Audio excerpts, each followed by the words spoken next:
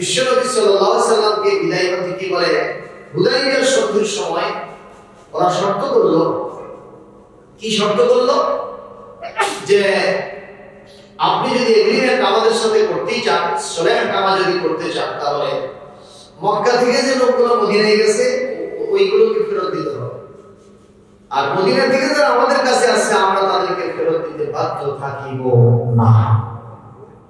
আপাত দৃষ্টিতে এই চুক্তির এই শর্তটা, এই এগ্রিমেন্টের এই নম্বরটা, এটা মুসলমানদের বিরুদ্ধে যাচ্ছিল।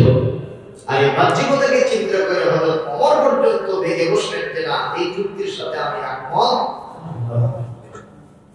কারণ ওদেরটা ফেরত দিতে হবে আর আমাদেরটা ফেরত দেবে না, এটা কেমন কথা? কিন্তু আল্লাহর নবী বলতেছিলেন এই চুক্তির সাথে আমি রাসূল সম্পূর্ণ একমত। এর ভিতরে কিছু কিন্তু আছে যা তোমরা বুঝবা না। সেই কিন্তুটা কি? যে আমি রাসূল চাচ্ছি যে আমার কিছু প্রশিক্ষণ প্রাপ্ত লোক মক্কায় গিয়ে থাক আর ওদের মধ্যে সমানের দিন প্রচার করুন, আর রাষ্ট্রীয় ব্যবস্থা করে নিজেদের টাকা দিয়ে আমাদের লোকগুলো পালুক আর আমাদের দিনের প্রচার হয়ে যাবে। আবার ওদের লোকগুলো মক্কায় চলে যাবে, কথা বলে সেই লোকগুলোকে আমরা দোস্ত সাইজ করবো, ইমানে আমলে একেবারে সেই রকম টাইট করে মক্কায় পাঠিয়ে দেব। তাহলে আমাদের লোকগুলো থাকলো, ওইগুলো সাইজ হয়ে আসলো। সুতরাং মুসলমানদের সংখ্যা দ্বিগুণ হয়ে গেল। বলা যাচ্ছিল যে এটা আমাদের পক্ষে শর্তটা আসলো, কিন্তু আপাত দৃষ্টিতে এটা হয়ে গেল মুসলমানদের পক্ষে। করোনা ভাইরাসের জন্য মাহফিলগুলো বন্ধ, কিন্তু আল্লাহর রহমতে মাহফিল সব জায়গায় আস্তে আস্তে চালু হয়েই আছে।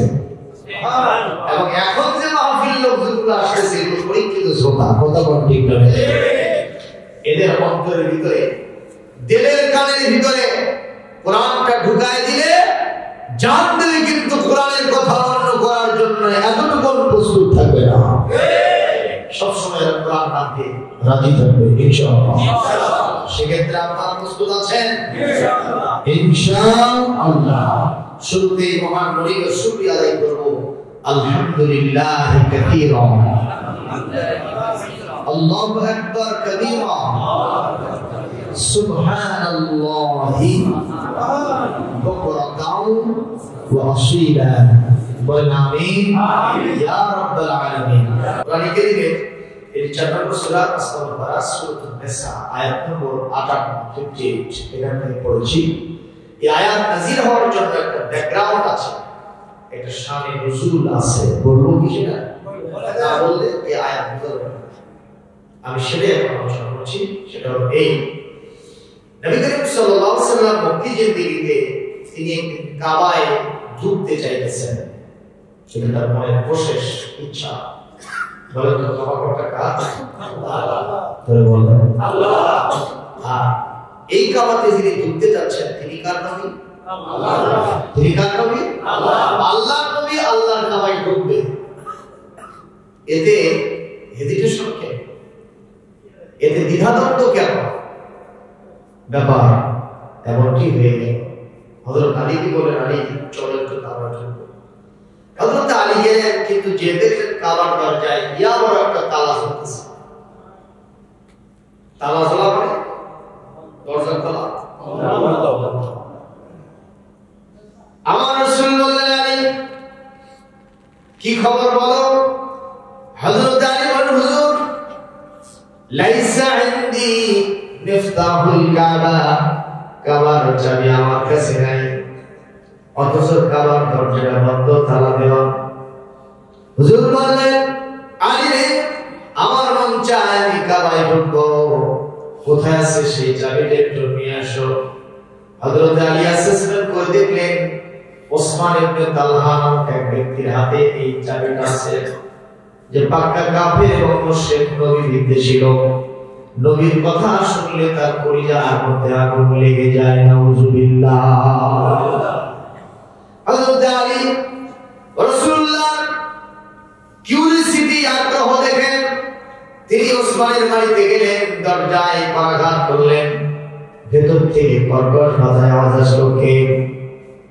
হযরত ওসমান বললেন, হযরত আলী বললেন, আমি আলী এসেছি। মাযা তাশাউ মাযা তুরিদু হাকিমান, কি চাও তুমি? বলে, আমি উরিদুল মিফতাহ লিল কাবাতিল মুশাররাফা, কাবা ঘরের চাবিটা চাই। কেন? লিয়াদখুলা ফীহি নবী সাল্লাল্লাহু আলাইহি ওয়াসাল্লাম, আল্লাহর নবী মুহাম্মদ রাসূলুল্লাহ তো কাবায় ঢুকবেন। বলেন মারহাবা। এই কথা বলার শুনেন ওসমান তেরে বেগুনে জেলে যাওয়ার শুনেন ওসমান বলছে, পশ্চিম কালেও নয়, অন্য কেউ ঢুকলে ঢুকতে পারে, কিন্তু মুহাম্মদকে আমরা কাবায় ঢুকতে দেব না। নাউযুবিল্লাহ, কি বলা যাবে না। হযরত আলী রাদিয়াল্লাহু তাআলা আনহু তিনি রওনা করতেছেন চাবি রাখবেন, পিছনে পিছনে তালহা আহ্বান করে হযরত আলী পিছনে পিছনে রাগে গোসায় ফিরে পড়ে বিশ্ব নবীর কাছে চলে আসলো। আল্লাহ নবী তখন কাবার সামনে দাঁড়ানো। আল্লাহ নবীর সামনে এসে এমন কোন ভাষা নাই, এমন কোন গালি নাই যা আমার নবীর উদ্দেশ্যে দিল না। নবীজি আমার চোখ থেকে দর করে পানি ছেড়ে দিলেন। হযরত আলী বললেন, ইয়া রাসূলুল্লাহ, ইয়া হাবিবাল্লাহ, আমার চোখের সামনে আমার কানের ভিতরে আপনার বিরুদ্ধে গালি দেবে, সেটা প্রবেশ করবে, আমি আলী বেঁচে থাকতে কখনোই সহ্য করব না। আস্তাযিন ইলাইকা, আপনার কাছে পারমিশন চাই। আযরিবু উনুকা হাযিল মুশরিক, এই কাফের আর মুশরিকের গর্দান উড়ায় দেব। হুজুর বললেন, আলী রে, ইসবির সাবরান জামিলান, ওয়েট এন্ড সি, একটু দেরি করো, আমি পৃথিবীতে কারো গর্দান উড়ানোর জন্য আসি নাই। আমার নবীজি ব্যবহার ভালো করলেন না খারাপ করলেন? হযরত আলী খামোশ হয়ে গেলেন। রাসূলুল্লাহ নিষেধ করবেন, এটাই স্বাভাবিক, কিন্তু রাসূলুল্লাহ যদি যোগ্য সাহাবী হয়ে থাকে, রাসূলুল্লাহর অপমান কখনো সহ্য করতে পারবেন না। তার মনের অভিব্যক্তি মুখ থেকে বের হবেই। সুবহানাল্লাহ, কথা ঠিক না? কিন্তু যিনি আসল নেতা, কর্মীদেরকে শান্ত করবেন, জোরে বলুন ঠিক না ঠিক? এই নেতা কি এখন পৃথিবীতে পাওয়া যাবে? জীবনে কখনো তুমি মিথ্যা বলোনি, তাই তো তোমায় পেতে কাঁদে ধরণী। তোমারই মতো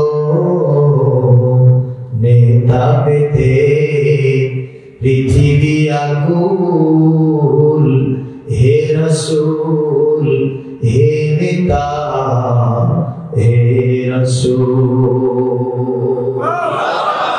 আল্লাহু আকবার। এখন যে নেতা আছেন, ইয়াকুলুনা বিআফওয়াহিহিম মা লাইসা ফি কুলুবিহিম ওয়া আমালিহিম, তাদের মুখ থেকে এমন কিছু কথা কয় যা তাদের আমলের মধ্যে খুঁজে পাওয়া যায় না, যা অন্তরেও নাই, আমলেও নাই। কিছু নেতা আছে কোরআনের মঞ্চে এসে বলে, ভাই নামাজ ছাড়া গতি নেই। রাতের বেলায় খাওয়া দাওয়া হবে না যতক্ষণ পর্যন্ত এসব নামাজ না পড়বে। নেতার বক্তব্য শুনে মনে হলো তিনি আসলে 5 ওয়াক্ত নামাজি। কথা আস্তে করে পাশে কলমি কোলাতে বলা, তোমার নেতার যে বক্তব্যের সাহিত্য তাতে মনে হচ্ছে উনি তাহাজ্জুদ ছাড়ে না, উনি সাচ্চাস আওয়ামী ছাড়ে না, 5 ওয়াক্ত তো আছেই। কতদিন কি দেখো, 3 দিন ধরে ঘুরছি, এখনো পড়তে দেখিনি। সুবহানাল্লাহ, আর জোরে নাউযুবিল্লাহ। এরকম নেতা আছে না? আছে। আমার নবী সেই নয় না, আমাদের দেশে এমন নেতা আছে, এই ওরা মানে তুই কি করিস, তোরা তো চুরি করে খাস। কথা বল, একটা লাশ করলে 10টা করবে। আছে না? আছে। আমার নবী জীবনে এরকম প্রতিশোধ করার ছিলেন না। একদিন তার কলিজায় আঘাত ছিল যে উহুদের যুদ্ধে তার আপন চাচা হযরত হামজাকে হিন্দা কলিজাটা বের করে চালাইছে। হযরত হামজা নাক কান হাত পা কেটে বিকলঙ্গ করেছে, নাক আর কানগুলো কেটে হিন্দামালা বানাইছে। সেই সাইয়্যিদুশ শুহাদা হযরত হামজার কবরটা এখন মদিনা মুনাওয়ারায় আছে, দেখতে মন চায় না?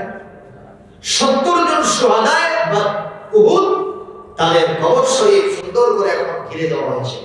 আপনাদের হাদিসের দিকে আসছে, সেখানে একটা মসজিদ হয়েছে। এগুলো দেখলে কি ঈমান বাড়বে না কমবে? আমার পরবর্তী বক্তব্য বলছিলেন হজের গুরুত্ব নিয়ে। এগুলো আমরা মাঝে মাঝে বলে থাকি।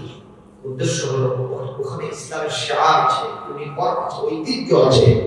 এই কোরআনের যে আয়াতগুলো পড়তেছি এগুলো কোন জায়গায় নাযিল হয়েছে আপনি সরাসরি দেখে আসবেন সেই জায়গাটায়।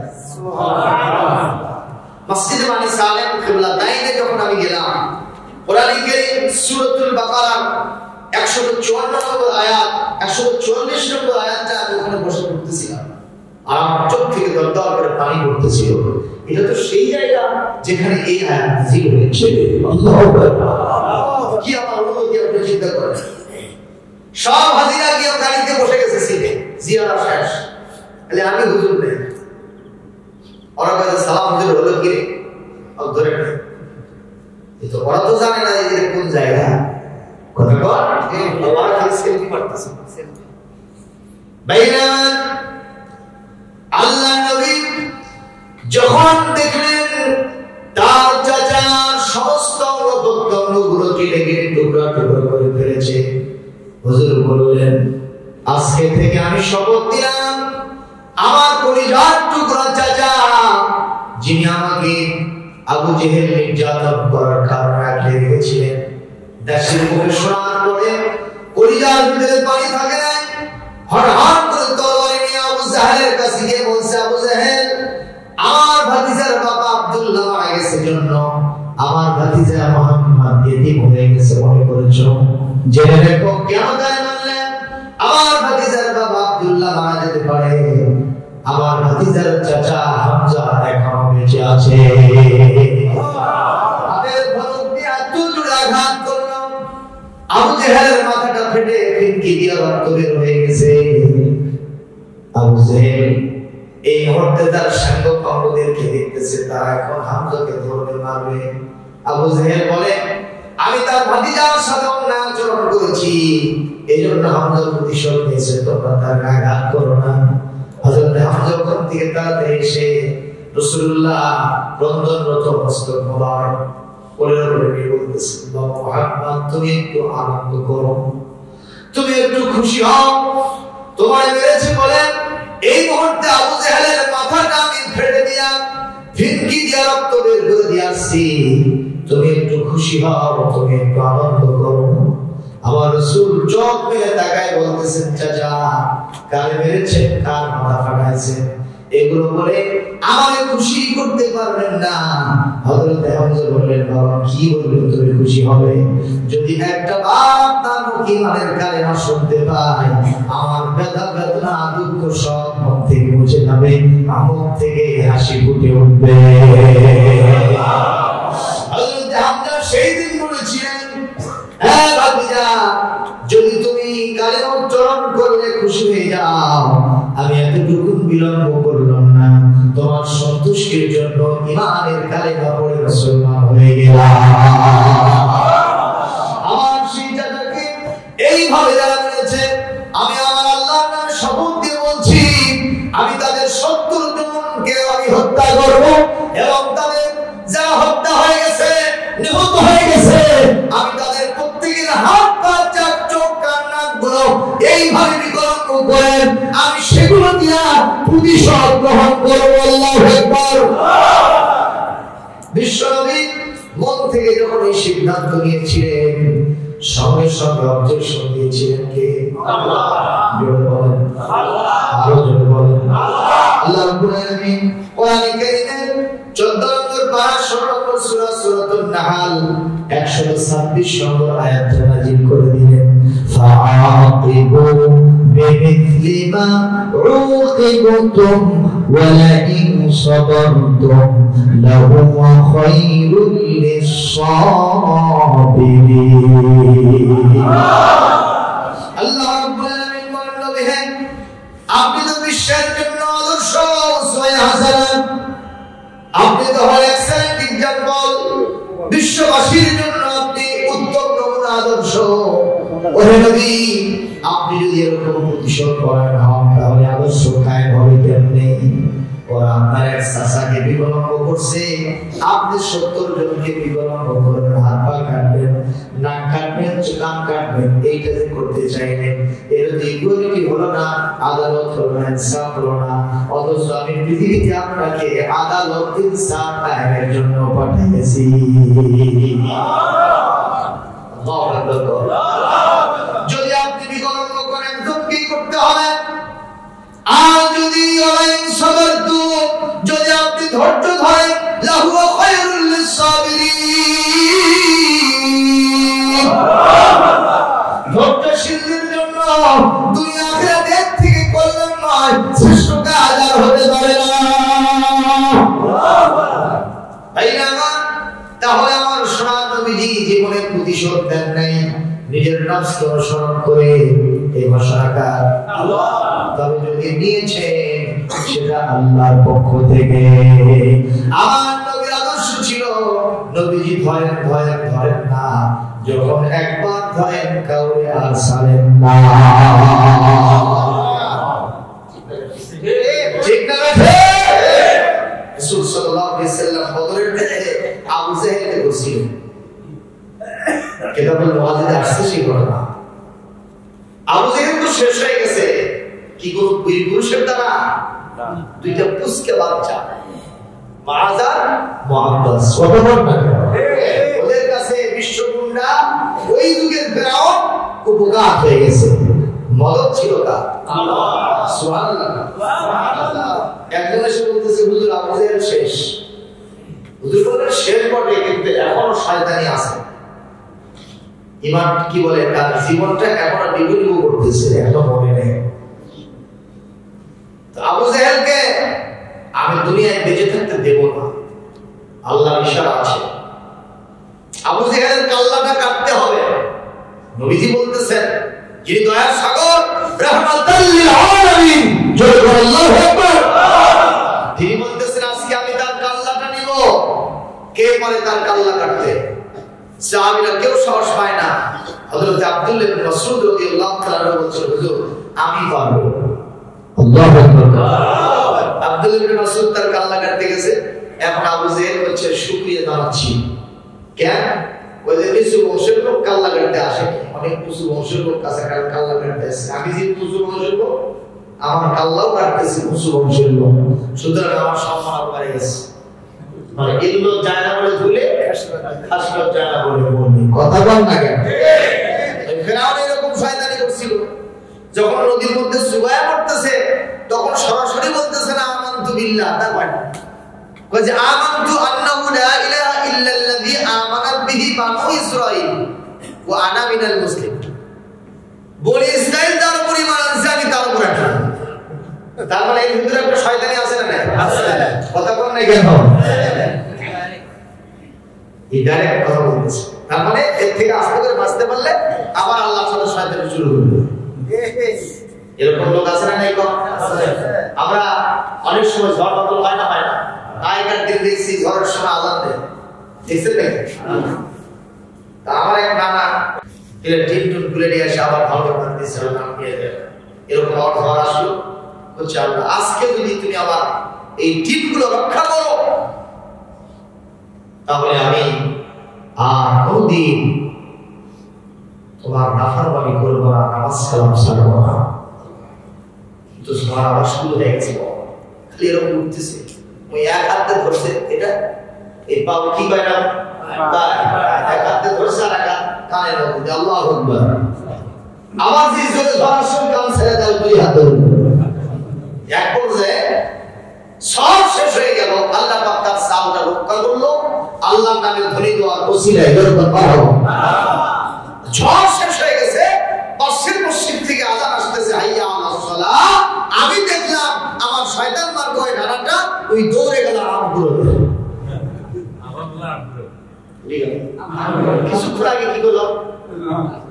জানলা সাওয়ালা যদি মাসা আর জীবনে নামাজ ছাড়বো না। ঝড় গেছে এখন মাতু কি কম এটা বেকায়দা প্রশ্ন কি কষ্ট হচ্ছে তাই না? আল্লাহ নিজে বলেছেন কিছু মানুষ আছে আমার আমি বিপদ থেকে বাঁচাইলে কতক্ষণ মধ্যম পথ অবলম্বন করে আমি আল্লাহর গোলাম বলতে চাই। নাউযুবিল্লাহ, জোরে বল নাউযুবিল্লাহ। বিপদ মুহূর্তে ওই অমুসলিমরা পর্যন্ত আমার আল্লাহকে আল্লাহ আল্লাহ কই রাখে। ঢাকা থেকে এক বক্তা আসতেছিল কোথায় তখন যমুনা সেতু হয়নি, নগরবাড়ি আইসে উঠে আসতেছে টিঙি নৌকা ভাড়া করছে। যমুনা নদীর মাঝপথে যখন আসছে বৈশাখ মাসের দিন আকাশে কালো মেঘ জমে ঝড় হওয়া শুরু হয়ে গেছে। কি হলো? আকাশে এরকম নদীতে বড় বড় প্রকাণ্ড ঢেউ আসতেছে, ত্রাস ত্রাস করে বাড়ি দিচ্ছে নৌকা, টিঙি নৌকা। ওদের তো প্রাণগুলো সব কষ্টাগত হয়ে গেছে। দৌড়ে যে হুজুর ধরে বলতেছে হুজুর আপনি সারা লোক একটু দোয়া করেন। হুজুর বলছে আমি একা দোয়া করে থাকতে পারবো না, আপনারা সকলে মিলে একটু দোয়া করেন, একটু জিকির করেন।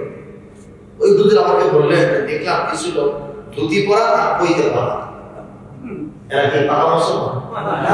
কি এরা মুসলমান তো আর কি জোরে আল্লাহ আল্লাহ করে, তার থেকে আল্লাহ আল্লাহ আল্লাহ ভগবান ভগবান ভগবান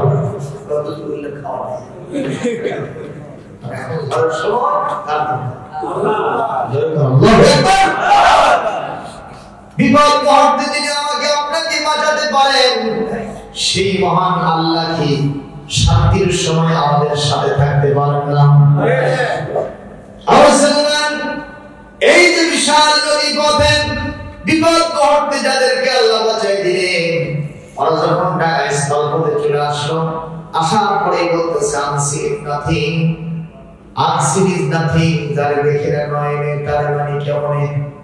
আল্লাহরে দেখা যায় না, এজন্য আল্লাহকে মানা যায় না। চিৎকার দিয়ে বলেন নাউযুবিল্লাহ। মুসলমান যা দেখি না তাকে আমরা মানি না, এমন অনেক দিন কাছে যা দেখি না তা মানি কিনা? যেমন অক্সিজেন কেটে নিয়ে আমরা বেঁচে আছি।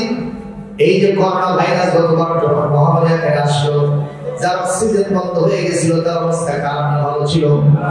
খারাপ থেকে খারাপ হচ্ছিল। সে অক্সিজেন অবাধিত আমরা রাত দিন 24 ঘন্টা, যার বয়স 70, 80, 90 বছর সারাটা জীবন অক্সিজেন নিয়েছেন। বলেন তো একটা বার কি আমার আল্লাহ অক্সিজেনের বিল চাইছেন? আল্লাহ বলেন একটা বার আলহামদুলিল্লাহ বলবা, সিজদায় পড়ে যাবা, সারা জীবনের অক্সিজেনের বিল আমি পরিশোধ করে নিব। ভাইরা অক্সিজেন তাহলে আছে না নাই? কিন্তু দেখা যায় না। আমাদের এই কথাগুলি ইথার গ্রহণ করতেছে, স্যাটেলাইট সেটাকে গ্রহণ করে বিভিন্ন জায়গায় নিউজ করে দিচ্ছে। সবগুলো কথা আল্লাহ পাক বলেন না ইয়ালফিযু বিল কওলি ইল্লা লাদাইহি রাকীবুন আতীদ।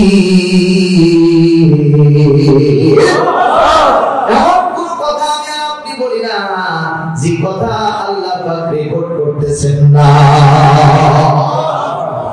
এই কথা রেকর্ড হয় সেটা আমরা কখনো দেখি না। ইথার তাহলে আছে না নাই? কথা বলা আছে না নাই? দেখা যায় না। আমরা ফুল দেখি কিন্তু ফুলের গন্ধ দেখি না, কিন্তু গন্ধ আছে না নাই? আতর দেখি, আতরের গন্ধ দেখা যায় না। অনুরূপ ভাবে এই পৃথিবীতে একজন মানুষ আরেকজন মানুষকে লাঠি দিয়ে আঘাত করে, সে বললে ভাই আমার আঘাতটা খুব জোরসোরে লাগছে, ওই নাস্তিক কেউ যদি আমি টানে একটা জোরে সব মেরে দেই, সে কিন্তু গাল মারতে থাকবে। আমি বলি ভাই গাল মারো কেন? সে বলবে গালের মধ্যে ব্যথা পাইছি। আমি যদি বলি কোন জায়গায় কি রকম ব্যথা আমাকে দেখাও, ওর 14 গোষ্ঠী চেষ্টা করে ব্যথা দেখাতে পারবে পারবে কি? তাই বলে কি ব্যথা নাই? কতক্ষণ ব্যথা আছে না নাই? এতগুলো জিনিস না দেখে যদি বিশ্বাস করা যায়, আমার আল্লাহ পাকের অসংখ্য নিদর্শনাবলী আসমান জমিনের মধ্যে ছড়িয়ে ছিটিয়ে দিয়েছেন। এগুলো দেখলে কেন বোঝা যাবে না আমাদের একজন রব আছেন? তিনি কে? লিল্লাহি তাকবীর, লিল্লাহি তাকবীর,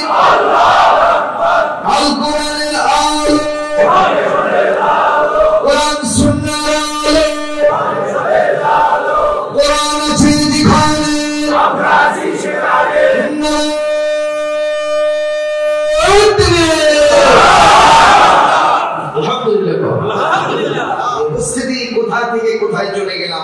নবীজি সাল্লাল্লাহু আলাইহি ওয়াসাল্লাম হযরত আলীকে বললেন, বাবা একটু ধৈর্য ধরো, পৃথিবীতে আমি কোনো মানুষের নাম রাখতে আসি নাই, বরং গর্দন তোলা দিতে আসছি। সুবহানাল্লাহ, সুবহানাল্লাহ। রাসূল কোরআন বলছে, যা কি বলে, ইয়া আইয়ুহাল্লাযীনা আমানু কুতিবা আলাইকুমুল কিসাস, তোমাদের উপরে কিসাসের বিধান প্রতিষ্ঠা করে দিয়েছি, লিখে দিয়েছি, ফরজ করেছি। কিসাসের বিধান প্রতিষ্ঠিত হলে ওয়ালাকুম ফিল কিসাসি হায়াতুন ইয়া উলিল আলবাব, জোরে বলো আল্লাহু আকবার। কিসাসের বিধান প্রতিষ্ঠিত হলে মানুষের হায়াত আবার ফিরে আসবে। তার মানে অবৈধভাবে মানুষের প্রাণ হারানো যাবে না। সুবহানাল্লাহ, সুবহানাল্লাহ। যারা মানুষ মানে যদি সত্যি হত্যাকারী হিসেবে প্রমাণিত হয়, তাকে যদি হাইকোর্টের সামনে কিংবা ঢাকা বা বাইতুল মুকাররমের সামনে ওয়ালিয়াশহাদ আদা ওয়া মাতাইফাতুম মিনাল মুমিনিন, কোরআন কারীমের সূরাতুন নূরের 3 নম্বর আয়াতের কথা, আল্লাহ পাক বলেন এগুলো এই প্রকাশের মধ্যে নয়, রাত 12টা 1 মিনিটে নয়, প্রিন্ট এবং ইলেকট্রনিক মিডিয়ার অগোচরে নয়, বরং তাদের উপস্থিতিতে ঢাকা মহানগরীর মেইন কেন্দ্র বাইতুল মুকাররমের সামনে কিংবা হাইকোর্ট কিংবা সুপ্রিম কোর্টের সামনে গাছের সাথে ঝুলায়া চতুর্দিক থেকে ব্রাশ ফায়ার করে যদি তার রক্ত মাংস হাড্ডি আকাশে বাতাসে উড়িয়ে দেওয়া যেত, ফলাও করে প্রচার করা হতো, কোন মায়ের বেটা বাপের বেটা সাহস হতো না আর একটা মানুষকে হত্যার জন্য উদ্যোগ গ্রহণ করে। এজন্য আল্লাহ বলেন ওয়ালাকুম ফিল কিসাসি হায়াতুন ইয়া উলিল আলবাব। আল্লাহু আকবার। এরকম একটা সমাজ হোক দাবি চান না, চান না। আমরা আল্লাহর কোরআনের সাথে জুলুম করতেছি। আমাদের আমল দুই রকম হচ্ছে। আল্লাহ পাক সূরা বাকারার 183 নম্বর আয়াতে বলছেন, ইয়া আইয়ুহাল্লাযীনা আমানু কুতিবা আলাইকুমুস সিয়াম, তোমাদের উপরে রোজাকে ফরজ করে দেওয়া হয়েছে। আমরা রোজা রমজান মাসে বেশি লোক রাখি না কম লোক রাখি? বেশি। যদিও কিছু কিছু ব্রাহ্মণরা ইফতারের সময় একটু তাড়াহুড়ো করে, আছে না? জিজ্ঞাসা করা হলো, ভাই তুমি তো রোজাই নেই, কাম করতেছো কেন? তুমি একটু সরো, আমরা একটু ইফতার কিনি। মশলা তো যাবো না, রোজা না রেখে কবিরা গুলো করছি, ইফতার না করে কবিরা গুলো করবো, কি মশলা? এরকম বড় মুফতি আছে না? রমাদান মাসে রোজাদারের সংখ্যা বাড়ে না কম? দুই চারজন লোক তারা রেয়ার মুসলিম লোক রোজা রাখে না, কিন্তু অধিকাংশ লোক রমজান মাসে রোজা না রাখলে অন্তত রোজা ভাগ করেই থাকে। ঠিক বলেছে। কিন্তু আল্লাহ পাক একই শব্দ দিয়ে বললেন 187 নম্বর আয়াতে, আল্লাহ কি বলছেন সেখানে, ইয়া আইয়ুহাল্লাযীনা আমানু কুতিবা আলাইকুমুল কিসাস, আমি হত্যার মধ্যে হত্যা কিসাসের বিধান তোমাদের উপরে ওই রোজার মতোই ফরজ করে দিলাম। আমরা রোজাতে আছি কিসাসের বিধানে। ঠিক এই দুজন করেন কে? কিসাসের বিধান আমাদের দেশে আছে নাকি? আরে জোরে কথা বলেন না। কোরআনের সাথে জুলুম করতেছে, আল্লাহর বিধান একটা মানতেছি আর একটা ছেড়ে দিচ্ছি। আল্লাহ পাক তাদের সামনে বলেন, আফাতুমিনুনা বিবাদিল কিতাব ওয়া তাকফুরুনা বিবাদ, ফামা জাযাউ মান ইয়াফআলু যালিকা মিনকুম ইল্লা খিzyun ফিল হায়াতিদ দুনিয়া ওয়া ইয়াওমাল কিয়ামাতি ইউরাদ্দুনা ইলা আশাদ্দিল আযাব। আল্লাহ রাব্বুল আলামিন বলেন, কোরআনের একটা বিধান যদি মানো আর একটা বিধান যদি ছেড়ে দাও, দুনিয়াতে সব জায়গায় তোমরা লাঞ্ছিত হবে, অপমানিত হবে। আল্লাহর কথা সঠিকভাবে ঠিক। পৃথিবীতে সব দেশে মুসলমান বিপদে আছে না? আছে। কোন জায়গায় মার খায় না সেই জায়গাটার নাম আপনি কোন? আপনি হয়তো বলবেন সব জায়গায় মার খায়, এই জায়গায় আমরা একটু ভালো আছি। সব জায়গায় মার খায়, আমরা একটু বিরিয়ানি খাই। কথা কোন? এই জায়গায় আমরা ভালো আছি।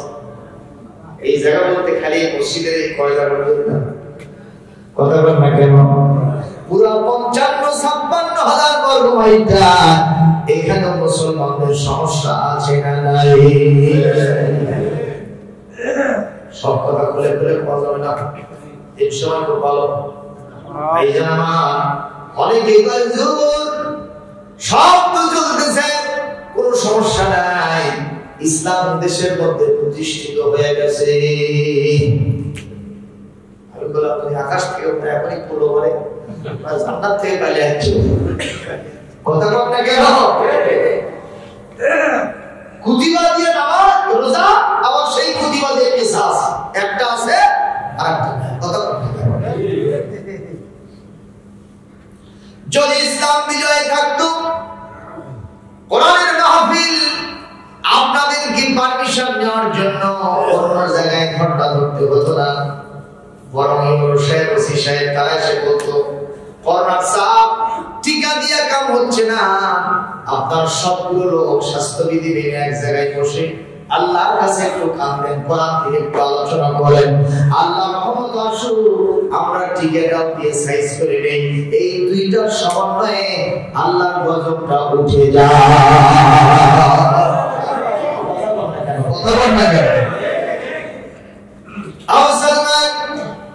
কিন্তু সেইটা তো হয় না, বড় আমাদের ফল করতে হয়, স্যান্ডেল খাওয়া হয়, ঝুঁকির মধ্যে থাকতে হয়, ঠিক না ঠিক করে। তখন আমার কাছে মনে হয় যে লোক বললো সব চলছে, কোনো সমস্যা নেই, ইসলাম কায়েম হয়ে গেছে, তখন আমার কাছে মনে হয় একটা কথা বলবো কি, গ্রামের একটা লোক অ্যাক্সিডেন্ট হলো, রোড অ্যাক্সিডেন্ট হয়ে মারা গেল। কি অ্যাক্সিডেন্ট? Road accident.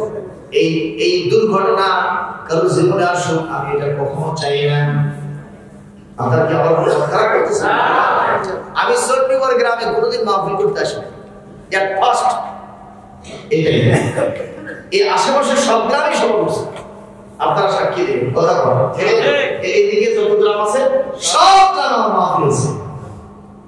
সাধারণপুর উপজেলায় আমার গ্রাম নাই যে গ্রামে আপনার শ্রম যায় নাই, আলহামদুলিল্লাহ। আমি মনে করি বোধহয় চেংড়াই আছি এখন, কিন্তু হিসাব করে দেখি ওয়াজের বয়স 25 বছর, এখন দাদা হুজুর হতে চলেছি। কথা বল না, মানে বজরুল হচ্ছে আমাদের উপরে ছিলেন, তারপরে ছিলেনই আমরা। আর উনি যুক্তিবাদ করছে যে আমি বজরুল দাদা, বড় 15 বছর আগে থেকে বছর সেই সাটা চলে কথা পায় না, মানে এক জায়গায় গেলে হাল ছাড়ে ওয়াতে চলছে। আর যদি আসতো এই মসজিদের এইটা জায়গা এক দূরে লাগলো, কথা বল না। আমি আজকে আসছিল না, আপনার খেয়াল করছেন? রোড অ্যাক্সিডেন্ট কারো জীবন আসুক, এটা আমরা কেউ চাইবো না। আমরা সবাইকে ভালো রাখুন, সুস্থ রাখুন, আল্লাহ যেন কাউকে সাকারাতুল মউত না দেয়, মৃত্যুর যন্ত্রণা দেয়। রাসূল বলেছেন ইন্নালিল মউতি সাকারাতুন, মউতের অনেক যন্ত্রণা আছে। আল্লাহ আমাদের সবাইকে দুর্ঘটনা কবলিত মৃত্যু থেকে বাঁচিয়ে দিন, বলি আল্লাহুম্মা আমিন। সকলে উপস্থিতি, এই লোকটা মারা যাওয়ার পরে পোস্টমর্টেম হয়েছে, তালাই দিয়ে পেছে লাশটা নিয়ে আসতেছে একটা ভেড়া, কে নিয়ে আসে? গ্রামের লোকেরা সব রাস্তায় নামছে, বাবারে গ্রামের লোক মারা গেছে, একটু সম্মান দিন আসবে, এটা ইসলামের একটা ঐতিহ্য। দেখবেন জানাজা শেষে লাশ যখন নিয়ে যাওয়া হয় সুন্নত তরিকে লাশের আগে কেউ হাঁটবে না, লাশের আগে কেউ হাঁটবে, লাশ আগে আগে যাবে, এগুলো একা যাবে না, কাঁধে যাবে, ঠিক না? ঠিক। আর আপনারা সব পিছিয়ে পিছিয়ে যাবেন, এটাই সুন্নত তরিকা। এবং আমাদের লাশ শিয়াল করে খাবে না, আমাদের লাশ পুড়ে ভস্ম করে দেওয়া হবে না, আমাদের লাশ নদীতে ভাসানো হবে না। আল্লাহ কোরআনে বলেন সুম্মা আবাতাহু ফাআকবারাহু, যখন আমার কোন ইমানদার বান্দা মারা যাবে তোমরা তাকে সুন্দর করে গোসল দিয়া, সুন্দর পরিষ্কার পরিচ্ছন্ন কাপড় পরাইয়া, জানাজা দিয়া আস্তে করে কবরের মধ্যে দাফন করে দেবে। সুবহানাল্লাহ। ভালো রাখা, ভালো রাখা। আরে আর বাবা মারা গেল, মা মারা গেল, আগে গিয়া সন্তানকে তার মুখের ভিতরে আগুন দিতে হবে। কোন ধর্ম আমি বলতে চাই না, আপনারা জানেন, কথা বলে না। বাবা লাভ যাচ্ছে, ভাগগুলো মিলে দিতে যাচ্ছে। আমি রাজশাহী মোহনপুরে মাহফিল করতে যাই, দেখি যে ওই লাশ নিয়ে যাচ্ছে রাস্তার পাশে দিয়ে, আর সেই গোল ভালো বাঁচতেছে। আরে আমরা কি জীবনে কোনদিন আমাদের পরিবারে কেউ মারা গেলে গানগুলো বাজাবো না, এটা গান কেউ বাজাতে পারবে না, এই সুযোগ আমরা দেব না, লাশকে আমরা সম্মান দেব, এটা বেদনা বিধুর পরিবেশ সৃষ্টি হবে, ঠিক না? চলবেন ঠিক না? ঠিক ভাইরা, সব লোকগুলো দাঁড়ায় আছে, ওর ভিতর থেকে একজন ভেড়াকে জিজ্ঞাসা করে, ভেড়া রে, আমাদের আব্দুল অ্যাক্সিডেন্ট হয়েছিল, কোন জায়গায় লাগছিল? কয় মাথায় লাগছিল আর বুকে লাগছিল। বলেন তো এই দুইটা জায়গা আসল জায়গা না নকল জায়গা? সবাই বলেন আসল জায়গা। এই লোকটা বলতেছে, বাবা রে, ও ভেড়ালা, আর হাত পায়ের খবর কি? এগুলো সব ঠিকঠাক আছে, যাক বাঁচে গেছে। ওই লোকটা বলতেছে, যাক বাঁচে গেছে। লাগছে কোথায়?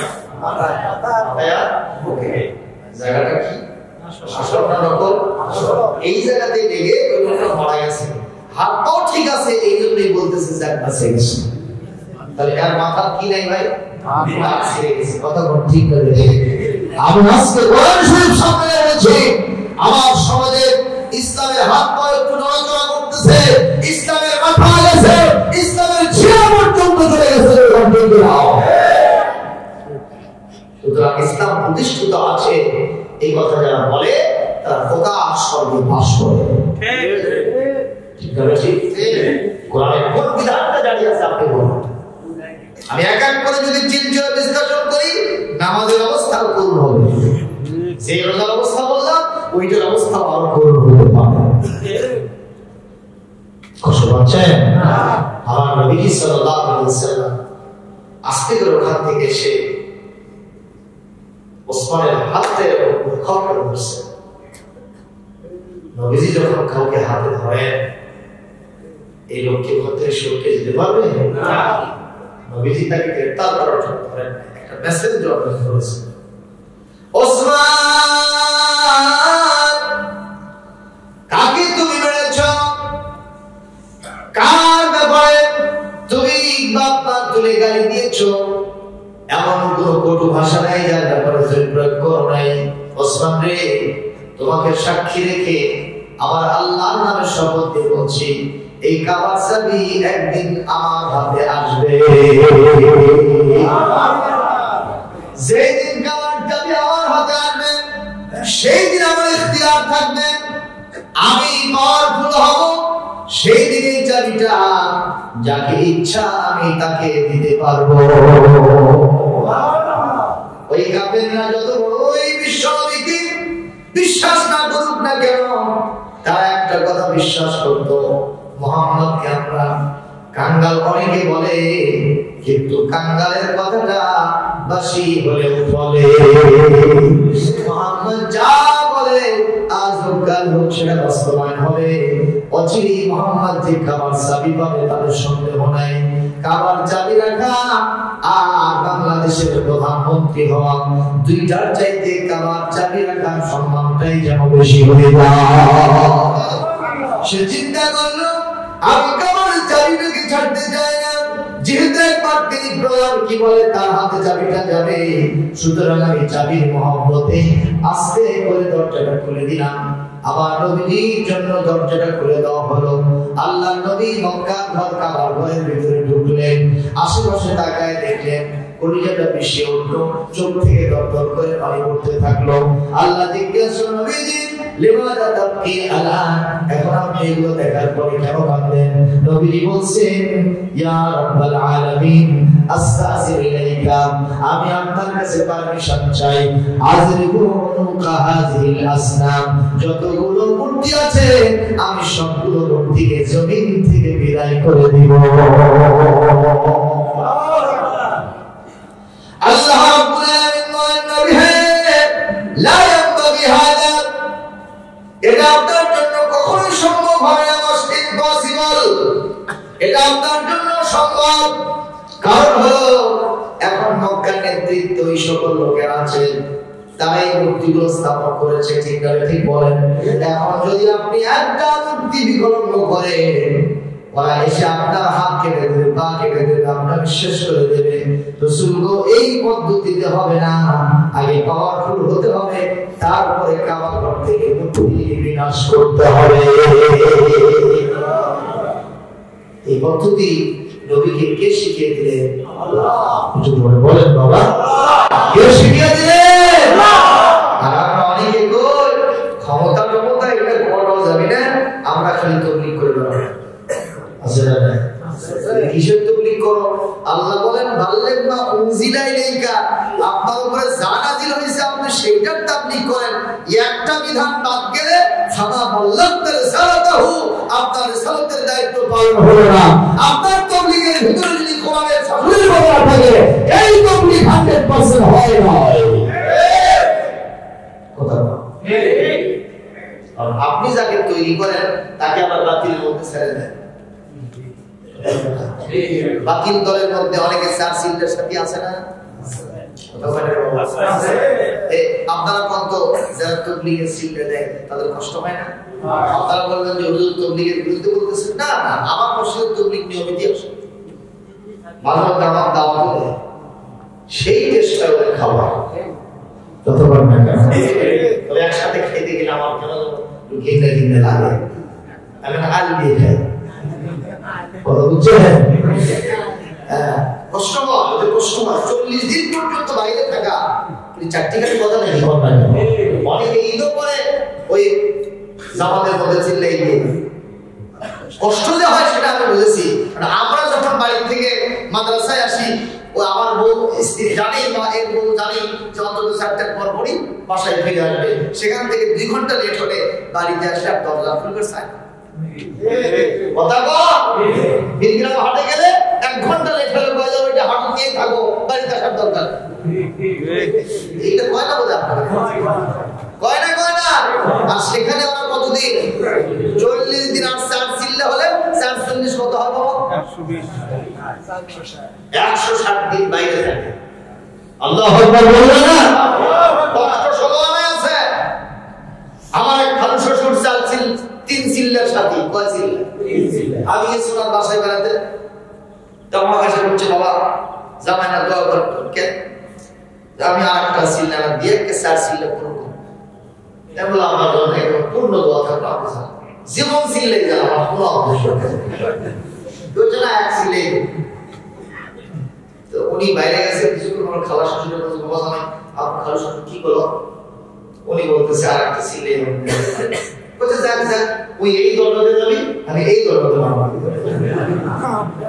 আমি সেই দিন বুঝেছি যে বইয়েরা কত কষ্ট থাকে। কথা বলে না বাবা, এত কষ্ট হলো। কিন্তু আমরা তাবলীগটা যদি একটু পরিপূর্ণ করতাম, বাংলাদেশে ইসলাম কায়েম হতে এতদিন কথা বলতে কেন? এতদিন লাগবে না। আমার নানি ছোটবেলায় আমাকে বললো বাবা নানার বাইরে একটু দোয়া শিখছে, আর তো দোয়া শিখছে। আপনার কি দোয়া শিখেন না? যতদিন আগে আগে থাকতো এক কোনায় কোনায়, এখন আর ওটা নাই। আগে থাকতো, এখন আছে নি? উল্টে আসা মাসে যে ধান খাবিয়ে যাই হোক। এখন আমার নানি ডোবা সিস্টেম বললাম, ডোবা সিস্টেম গেছি। এখন ডোবা সিস্টেম ধরে আর ওই বাড়িতে চলে যাবো, যত সিসি খালি পানি খালি বাড়ে, খালি পানি বাড়ে। আবার পানি সিসি না, পানি কমেই না। চিন্তা করো হয়েছে না? 3 বারের পর আর ঘুরে ঘুরে দেখি যে বাবা কাঁকড়া এরকম ভোর বসে 2-3 জায়গা খালি কল কল করে পানি ঢুকতেছে। ওটা আবার আমার মাথায় ওইটা বাঁধতে যখন সিস্টেম আগের সে অর্ধেক টাইম লাগলো, পানি সব শুকে গেল। মাগুর মাছ কামাস মাছ খল খল করতেছে। ধরে এসে ডালি দিলাম, আমি বলছি ভাই গোসল করা আর মাথা দম দিলাম। আমি সেই দিন চিন্তা করলাম, এখন এসে চিন্তা করতেছি কে ঝোর যদি থাকে 1000 শেষা শেষি কেন কাম করি না? কথা না বলে কিন্তু উল্টো দিকে বলবো। কথা বলে তবলিগের কম শেষা শেষে না। এই বাংলাদেশে 101 কোটির উপর মাহফিল হয়, অনেক বক্তা মঞ্চে নাচ ছেড়ে বলেছে, ওখানে ঠিক কিনা? মসজিদ মাদ্রাসা খানকা বক্তব্য মার্কাজ ইসলামী আন্দোলনের লোকেরা অনেক প্রশ্ন করতেছে, তারপরেও এই জমিন থেকে অপরাধ নামক পানিগুলো শেষা কখনো কমানো যাচ্ছে না। একটাই কারণ, ঝড় হয়েছে। এই ঝড় না বন্ধ করা পর্যন্ত কাম হবে না, হবে না, হবে না। আর সেই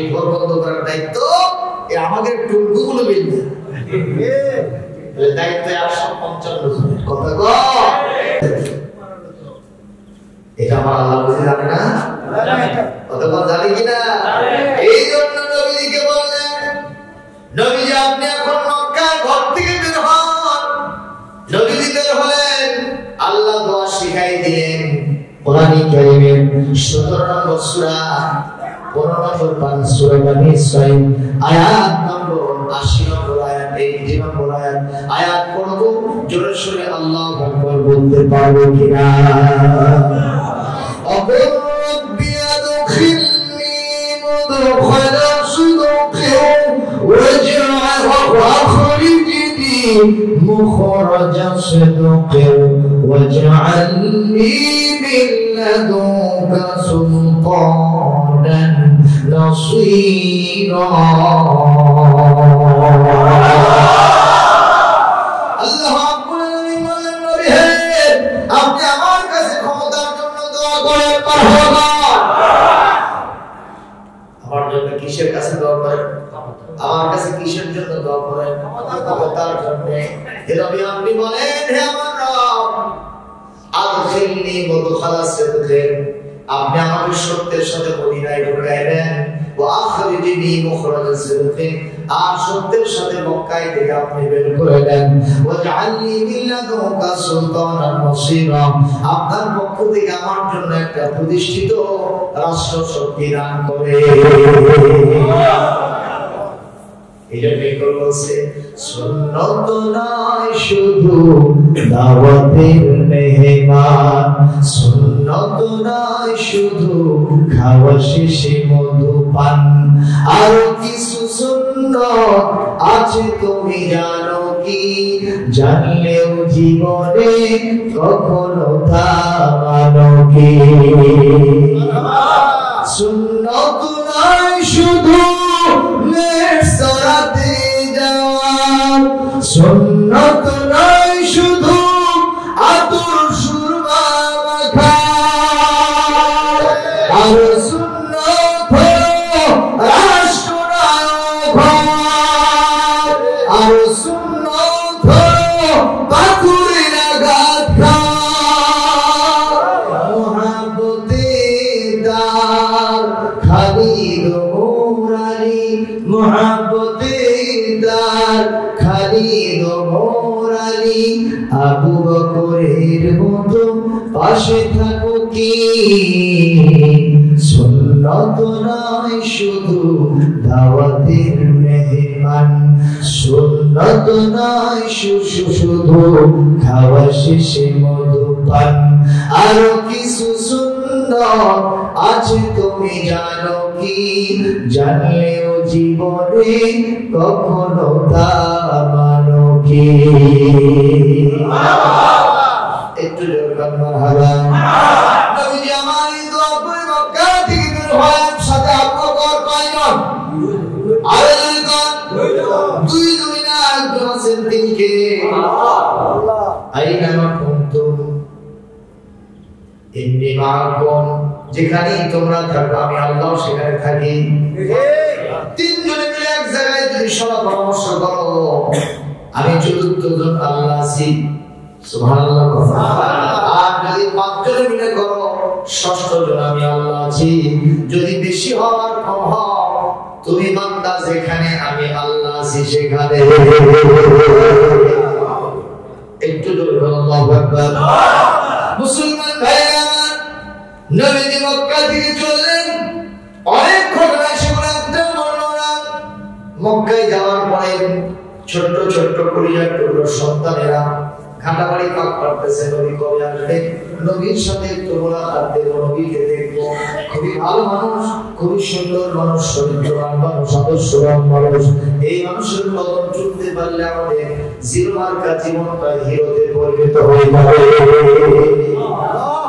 সব বিভিন্ন সাদের উপর থেকে চাইতে ওই যে আসতে দেখো ছোটবেলায় মনে করে গ্রামের সভা হবে নানি আসবে দাদি আসবে ও আরেকজন আত্মীয় আসবে ওই যে দেখা যাচ্ছে সরার মধ্যে দেবতা আসছে বাড়ি করবো যাই দিকে ওটা আরেকবার আত্মীয় আবার ফিরে আসে কথা হয় না হয়েছে না হয় নাই এইভাবে চলতে থাকলো কয়েকদিন না নবী পৌঁছে না এক পর্যায়ে প্রহর শেষ হল মক্কার দিক থেকে মদিনার দিকে আসতেছে যেন কান্নাহুমুল আকওয়াম আকবাল ইলাইনা যেন মক্কার দিক থেকে মদিনার দিকে একটা চাঁদ আসতেছে, আমাদের দিকে চাঁদ আসতেছে। নবীজি যখন মদিনা মুনাওয়ারায় পৌঁছে গেলেন, এদের অপেক্ষার প্রভাব শেষ হলো। কলিজার টুকরা ছোট্ট ছোট্ট বালক বালিকারা ওখানে ফুলের তোড়া পায় নাই, ওই খেজুরের ডালগুলো নিয়ে আমার নবীকে সেলুলাইট খায়রা মাকদাম আহলান সালাম বললেন, আর তার কবিতা দিয়া গান দিয়া আমার নবীকে বরণ করলেন। তালাআল বাদরু আলাইনা মিন সানিয়াতিল রিআ ওয়াজাবাশ শুকরু আলাইনা মাদআ লিল্লাহি এইভাবে নবীকে রাখলেন। আল্লাহর নবী একটা ছেলের মাথায় হাত দিয়ে বললেন, বাবা রে, মক্কাবাসী আমাকে খেদায় দিয়েছে, তাড়ায় দিয়েছে, তোমরা আমার সাথে কেমন ব্যবহার করবো তাড়াতাড়ি করে বলো। তোমরা কি মক্কাবাসীর মতো আচরণ করবা? মদিনার ওই ছোট্ট ছেলেটি বলছে, ইয়া রাসূলুল্লাহ, ইয়া হাবিবাল্লাহ, কতদিন ধরে কাটাবাড়ি পাপ করি, আজকে যখন পেয়ে গেছি। কি কথা বললেন? কলিজার মধ্যে সে ঢুকে গেছে। ইয়া রাসূলুল্লাহ, ওই রকম নিষ্ঠুর আচরণ তো করবোই না, বরং আপনি শুনলে খুশি হবেন। আপনি যদি নির্দেশ করেন, নির্দেশ করে যদি আমাদের ছোট্ট কলিজাটাকে আপনার কদম মোবারকে রাখতে বলেন, এই মুহূর্তে সেটা করতেও প্রস্তুত আছি। আল্লাহর নবী খুশিতে বাগ হয়ে গেলেন। খুশির ভাব তার চেহারায় প্রকাশ পেল। আল্লাহু আকবার। কষ্ট হচ্ছে না? বিশাল আলোচনা কতক্ষণে শেষ করতে পারবো জানেন? কালেকশন করতে হবে। একটু জিকির করেন, সুবহানাল্লাহ, আলহামদুলিল্লাহ, লা ইলাহা ইল্লাল্লাহ, লা ইলাহা ইল্লাল্লাহ, লা ইলাহা ইল্লাল্লাহ, মুহাম্মাদুর রাসূলুল্লাহ সাল্লাল্লাহু আলাইহি ওয়াসাল্লাম। বর্ণনা খুব সংক্ষিপ্ত করে নিয়ে আসতেছি। নবীজি মক্কায় মদিনায় থাকলেন 8 বছর। কয় বছর? 8 বছর। 8 বছর পরে সোনার নবীজির সাথে এখন সদস্য সংখ্যা 10,000 ছাড়িয়ে গেছে। বাড়ছে না কমছে? বাড়ছে। কি দিয়া? অস্ত্র লাগাইছিল না, বোমা মারছিলেন না, সবর করছিলেন না, কি করছিলেন? মশাল মিছিল না, নবীজির চরিত্রের মাধুরী দ্বারা এই লোকগুলো নবীর পাশে এসে ভিড়েছে। এরকম ব্যবহার আমরা যদি প্রদর্শন করি, আমাদের কাছে মানুষ ভিড়বে ইনশাআল্লাহ। ইনশাআল্লাহ। কিন্তু মুসলমানের সেই চরিত্র এখন আছে ভাই? না।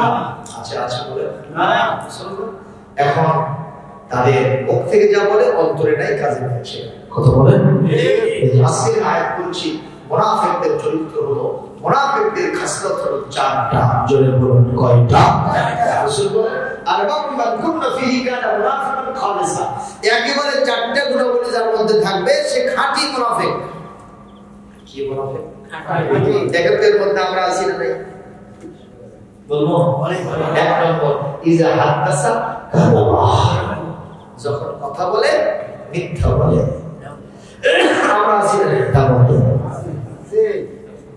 আমার কথা বলো না, আপনাদের ভাইকে আল্লাহ জানে।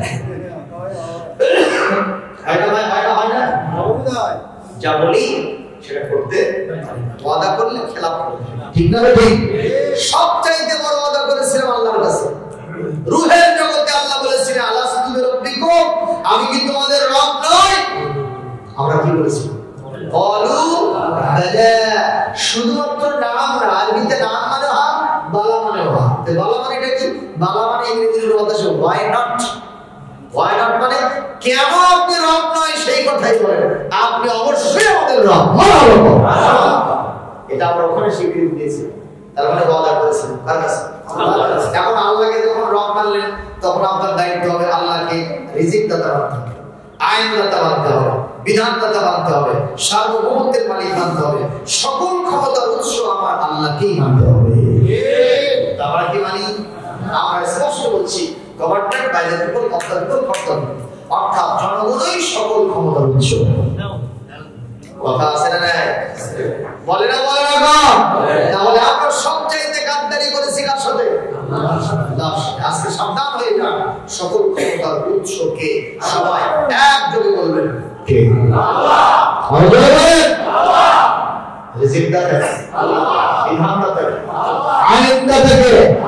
সংবিধান পড়ে থাকে সার্বভৌমত্বের এখন ছোট্ট মালিকা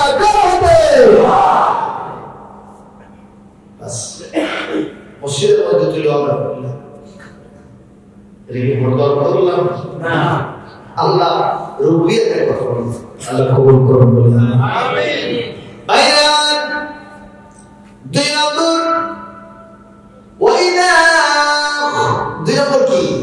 ইদা হাদ্দাথা কাযাবা ওয়া ইদা ওয়া'আদা আখলাফা, যখন ওয়াদা করে তখন খেলাফ করে। যদি বলেন ঠিক না ঠিক, সেই ওয়াদার খেলাফ আমরা নিজেরা এই সমাজের মধ্যে করে কি করি না? এটা 2 নম্বর চলে গেল। 3 নম্বর ওয়া ইদা কুতুবিনা খানা, যখন তার কাছে কোনো আমানত রাখা হয় সে আমানতের খেয়ানত করে। আমাদের সমাজে এরকম কারবার আছে না নাই? আর 4 নম্বর ওয়া ইদা খাসামা ফাজারা, যখন তারা জিজ্ঞাসা করে তর্ক বিতর্ক করে তখন অশ্লীল বাক্যালাপ করে। এমন কোন কথা নাই যা তাদের মুখে আসে না। বলেন ঠিক না ঠিক? খারাপ কথা আমাদের সমাজে আছে না? জুলুম আছে না? তাহলে আমরা খাঁটি মুনাফিক, তাতে কোনো সন্দেহ। আজকে মুনাফিক থেকে বাঁচার উপায় আমি এই আলোচনাটা যদি আপনাদের সাথে করি আর যদি মেনে চলি, ইনশাআল্লাহ আল্লাহ আমাদেরকে খাঁটি ঈমানদার বানায় দেবেন। জোরে জোরে বলি আল্লাহুম্মা আমিন। মুসলমান ভাইরা আমার, নবীজি সাল্লাল্লাহু আলাইহি ওয়াসাল্লাম 8 বছর পরে তিনি মদিনা থেকে মক্কার দিকে আসতেছেন। উদ্দেশ্য হলো মক্কাকে দখল করবেন। কার ইশারায়? আল্লাহ তার মিশনে। উনি যখন মক্কায় ঢুকবেন, মক্কার ভিতরে ঢোল সহজ হয়ে গেছে, প্রচার হয়ে গেছে। মুহাম্মদ তার বিশাল বাহিনী নিয়ে মক্কায় প্রবেশ করতেছে। মক্কার ভিতরে একটা থরথরি ভাব, সকলের ভিতরে একটা কম্পমান অবস্থা সৃষ্টি হয়েছে। 1 নয় 2 নয় 10,000 লোক যদি একসাথে আসে, অবস্থা ভালো না খারাপ? খুবই কঠিন অবস্থা। ধরে বলুন ঠিক না ঠিক? এই অবস্থায় আমার সুনাম নবীজি মক্কার উপকণ্ঠে শিবির স্থাপন করলেন আর মক্কার ভিতরে নিবাস পাঠিয়ে দিলেন। আমরা এখানে আসছি, কোনো মানুষকে আঘাত করবো না, আমরা ফলদার বৃক্ষ কাটবো না, আমরা নারীর গায়ে, বৃদ্ধ বৃদ্ধার গায়ে, শিশুদের গায়ে কোনো আঘাত করবো না। যে যেখানে আশ্রয় নিবা, আশ্রয় চাইবা, সকলকে আশ্রয় দেওয়া হবে, কারণ কোনো সমস্যা হবে না। আল্লাহ নবী শিবির স্থাপন করলে মক্কার গতিবিধি নজর করার জন্য। কথাগুলো কি শোনা যায়? সমস্যা হয় না? যদি না বোঝেন তাহলে আবার বেকায়দা হবে। ঠিক আছে, ঠিক বেকায়দা কেমন বলবো? এই যে এক লোক তার বেটাকে বিয়ে করা, কি করো? বিয়ে করো। কিন্তু তখনকার দিনে বিয়ের পোশাক ছিল কিস্তি টুপি আর শেরওয়ানি। কিস্তি টুপি আর শেরওয়ানি, এগুলো বানাতে গিয়ে অনেক টাকা লাগে। খুব খিট্টামার্কা লোক তো, চিন্তা করলে একদিনের জন্য কারো কাছে ভাড়া পাওয়া যায় না। তো দেখে যে ওর ভাসতেই কয়েকদিন আমি বিয়ে করছি, যে লোকের আব্দুল্লাহ তোর কিস্তি টুপি আর শেরওয়ানি কি করছি? তা সাসারের সব সংরক্ষিত আছে, আর আমি বলি না। কিন্তু তোর যেন তো বিয়ে করাবো, তোর ভাই যেন বিয়ে করাবো, একটু দেওয়া যায়, বিয়ে তার কোনো সমস্যা নেই।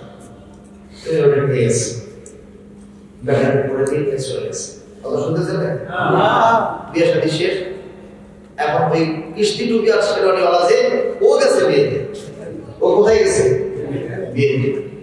এখন বরের পরিচিতি অনুষ্ঠান চলছে, এরকম চেয়ার টেবিল পাতা যাচ্ছে। বরের পাশে আবার ভাগ্যক্রমে ওই কিস্তি টুপি আর শেরওয়ানিওয়ালা বসে গেছে। ওখানে বসার কথা বলতে আর না, ঠিক আছে ঠিক, কিন্তু বসছে ওই শেরওয়ানিওয়ালা। একজন লোক এসে বলতেছে বরপুরটা, এরা তো পরিচয় করে দেবে যারা আশেপাশে বসে আছে, ঠিক না ঠিক? এখন এই শেরওয়ানিওয়ালা বলতেছে যে বর এইটা, কিন্তু শেরওয়ানিটা আমার।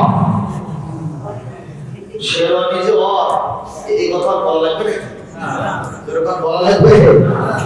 এটা কায়দা করে না, কায়দা বরের পিতা আজকে করে এখানে করে বাবা তুমি আমার পাঁচ সম্মান কিছু তো যা চাচা কি হচ্ছে বুঝতে পারেনি কিন্তু সত্যি কথাই বুঝবা আচ্ছা সত্যি কথা এখানে তোমার বাপ বাবার তুই পরিচিত করে দিবা কিন্তু তোমাদের সামনে সে কথা বলতে হবে না পয়সা চাচা বুঝতে একবারে থেকে যাবে তখন আমাদের একটি মান সম্মান নষ্ট হয়ে যায় তাহলে খুলে দিই পাখি বাজার করে থাকে আমার বেটা বল হবে বেটা আছে সমস্যা এবার আরেকজন আসছে বর কোনটা এরকম বলতেছে বর এইটা শেরওয়ানিটা আমার নয় আচ্ছা বলেন তো শেরওয়ানিটা আমার নয় এই কথা কি বলার দরকার আছে না এরকম বলার দরকার আছে না যেই বলছে শেরওয়ানিটা আমার নয় তখন আশেপাশের লোকদের মধ্যে কারা বসা শেরওয়ানি যে ওর নয় সে কথা বলতে হবে নিঃসন্দেহে যাওয়ার বিষয়টা বরের পিতা এসে বলতেছে বাবা শেরওয়ানি যে তোমার নয় সে কথা আমার কেন বলে বলছে বুঝতেছি না বলে যে কোনো দিনে একবার দুইবার তিনবার হয় এমন করে তুই ভুল করি যাবো আপনার আচ্ছা ঠিক আছে বস তুই কিন্তু আমার সম্মান প্রায় 80% শেষ করে দিচ্ছ তো চাচা চাচা বস আরেকজন আসছে বর কোনটা বলতেছে বর এটা শেরওয়ানির ব্যাপারে কোনো প্রশ্ন করবো না আচ্ছা আপনারা বলেন তো শেরওয়ানির ব্যাপারে প্রশ্ন হলো না হলো না এই ছেলেটাকে বরবাদ বরের পিতা যা বোঝাতে চায় কিন্তু বুঝে না এই না বোঝার কারণে সর্বনাশ হয়ে গেল বাইরে বাইরে বিয়ের কানে গেছে আমার এক ছেলের সাথে বিয়ে করছো ওই বিয়ের পোশাকই কিনে পারে না আর এখন থেকে আওয়াজ নিয়ে আসছে তাই আমার সেটা 500 দিচ্ছে ওই মেয়ে বলতেছে আগে আমার তোর জামাই বাড়ি আমি খাবো না আমি যাবো না কথা বল এই ভাই ডিভোর্স হয়ে গেছে এইরকম বেগাইলে পাওয়া যাবে না কোরআন হাদিসের কথা কান দিয়ে শুনবো ইনশাআল্লাহ সেটা বুঝবো মানার জন্য সিদ্ধান্ত নিব রাজি থাকলে হাত তুলে আল্লাহকে দেখাও লিল্লাহি তাকবীর লিল্লাহি তাকবীর লিল্লাহি তাকবীর আল কোরআনের আলো কোরআন সুন্নাহর আলো কোরআন সহি খানে আমরা শিখতে পারি আল্লাহ নবী সাল্লাল্লাহু আলাইহি ওয়াসাল্লাম শিবির স্থাপন করেছেন মক্কার ভূখণ্ডে আবু সুফিয়ানের কাছে নিউজ পৌঁছেছে মুহাম্মদের বিশাল বাহিনী মক্কা কাছে পৌঁছল এদের সাথে পার করছে রাসূলুল্লাহ সাল্লাল্লাহু আলাইহি ওয়াসাল্লামের গতিবিধি নজর করার জন্য একটা বাহিনী পাঠাইছে সকালবেলা আল্লাহ নবী তার 10,000 সাহাবীকে আগে বলেছিলেন যে তোমরা সুলা বাড়াবা বেশি আর পায়খানা বাড়াবা কম কয়দিন যেখানে থাকা লাগে আমরাই বলব সুলার সংখ্যা কি আর পায়খানা কম এর মধ্যে কিন্তু আছে না আল্লাহ নবী দেখেন কত বড় শ্রেষ্ঠ কৌশল ছিল আলহামদুলিল্লাহ আমাদের মধ্যে একটু গুরু এটা নামাজ পড়াই না উনি বিশ্ব লিডার ছিলেন সুবহানাল্লাহ আমার ভাইরা এরকম একটা নেতা পাওয়াতে আমরা খুশি হয়ে যাব এই নবীকে যদি আবার পাওয়া যেত ভালো বাইরে নিরালাই গো রাসূল বাইরে নিরালাই আমি দুই কদমে চুমু খেতাম আমি দুই কদমে চুমু খাবো চরণ ধুলি বাগবো গায় বাইরে নিরালাই গো রাসূল বাইরে নিরালাই মদিনা শরীফ বহু দূরে লোহিত সাগরের পারে রে সালাম দিলে সালাম শোনে সালাম দিলে সালাম শোনে মদিনারি রওজায় বাইরে নিরালায় আমি দু কদমে চুমু খাবো চরণ ধুলি মাগবো গায় বাইরে নিরালাই গো রাসূল বাইরে নিরালাই একটু জোরে বলুন আল্লাহু আকবার আমার ভাইরা এখন এই বাহিনী সকালবেলা চলে এসেছেন আল্লাহর নবী আগে বলেছেন পায়খানা বানানো কম আর সুলা বানানো বেশি ওরা যখন সকালে চলে গেছে সবাই সকালবেলা উঠে ফজরের নামাজ পড়বে এখন হাজত ছাড়ার জন্য পায়খানায় যাওয়ার দরকার আছে না নাই? আমরা যাই কি যাই না? সবার জন্য প্রাকৃতিক প্রয়োজন আছে। এই মুহূর্তে সবগুলো মুসলমান 10,000 মুসলমান কম সংখ্যক পায়খানার সামনে বিরাট বিরাট লাইন করে দাঁড়িয়ে গেছে। ওরা সকাল থেকে দুপুর 12টা পর্যন্ত লোক সংখ্যা কত গুনতে পারে নাই। ওরা লাইন গুনতেই ওদের 12টা বেজে গেছে। আজ দুর্বল লক্ষণ হয়ে আবু সুফিয়ানের কাছে গিয়ে রিপোর্ট করে মুহাম্মাদের সদস্য সংখ্যা কত গুনে শেষ করে পারি নাই। আমরা পায়খানা গুনতে দিনের 12টা বাজছে, আমাদের 12টা বেজে গেছে। আবু সুফিয়ান বলে পাঠাইলাম তোমাদেরকে মানুষ গুনার জন্য, আর তোমরা পায়খানা গুনে আসছো, তোমাদেরকে দিয়ে আমার কোনো কাম হবে না। আরেকটা গ্রুপকে বলেছে ওরা একটু বেলা ওঠার পরে চলে গেছে, বলেন তো এই মুহূর্তে রান্না বান্না দরকার আছে নাই? আমার নবী আগে থেকেই বলেছেন সূরার সংখ্যা হবে বেশি, অনেকগুলো সূরা চলতেছে, হাজার হাজার সূরা চলতেছে। ওরা চিন্তা করলো মানুষ আর কি করবো, একটু সূরাগুলো বলতে থাকি। আইরে বাবা দিনের 12টা বেজে গেছে, সূরা বলতে ওদেরও 12টা বাজছে। ওরা গিয়ে দুর্বল হয়ে বলতেছে, অক্ষম হয়ে বলতেছে যাবো না। মানুষের সংখ্যা কত করে শেষ করতে পারি নাই।